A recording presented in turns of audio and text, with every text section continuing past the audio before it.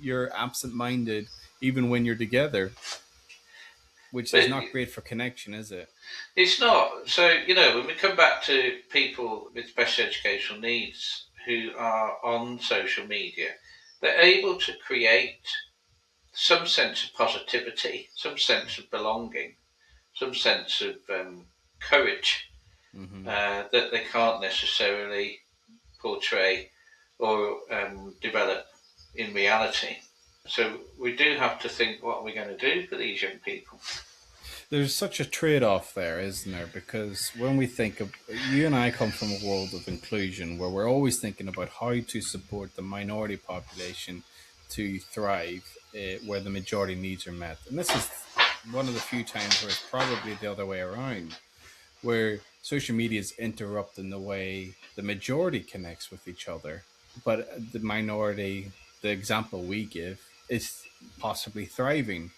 Yeah, And how do we support them back into that? And we have strategies in place. We've spoken about the impact of Lego therapy, social stories, but I feel like there needs to be something more grounded, more everyday that you're getting at in order to get that well-being uptick. And yeah. I don't know the answer to that, is the honest truth. No, there isn't one as we sit here now. But as with the send reforms, we'd be going into locality and cluster working.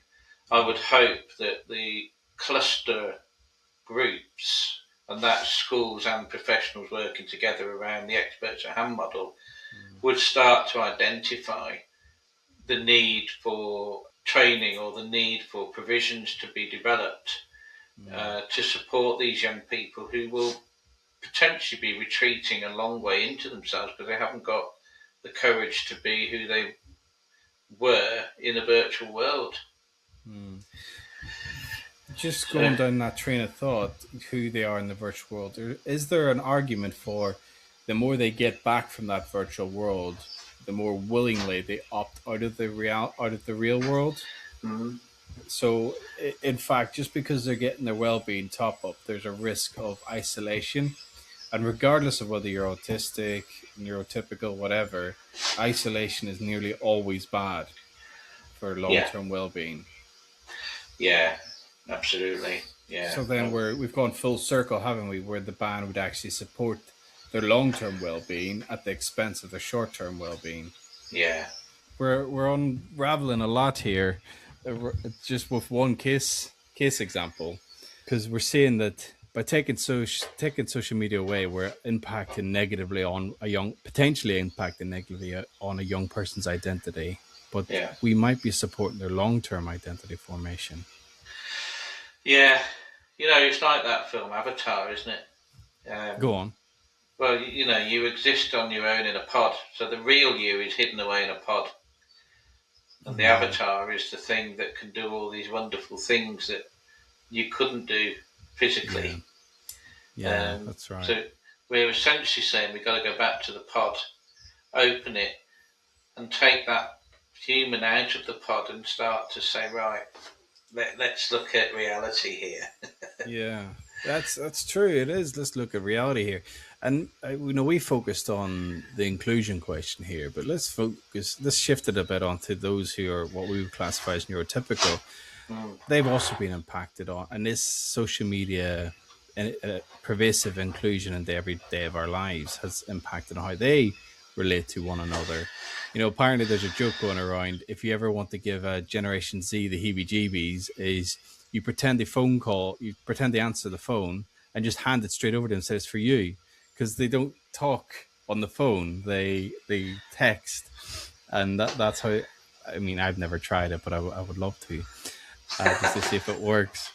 The point I'm getting at is there an element of social interaction that's been lost generally, yeah. and what can we do to support not only those who are on the autistic spectrum and on the fringes of social communication, but how do we Mm, get everyone to be more comfortable in a world without social media? And we said about social clubs and mm, schools, and you mentioned the cluster support, but I think it also comes down to the family unit as well. It's like encouraging people to do the simple stuff well.